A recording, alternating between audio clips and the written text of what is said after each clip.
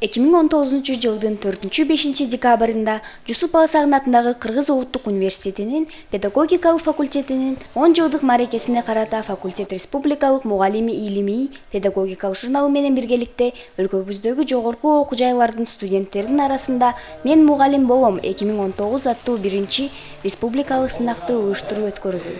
Биз өткөрүп аткан «Мен мугалим болом» республикалык студенттер арасындагы сынак быйыл биринчи жолу уюштурулуп жатат.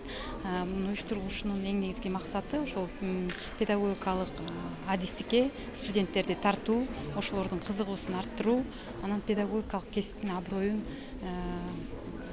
көтөрүү максатында өткөрүлүп жатат да. Сынакта республиканын ар аймактарынан тандалып келген студенттер күч сынашты.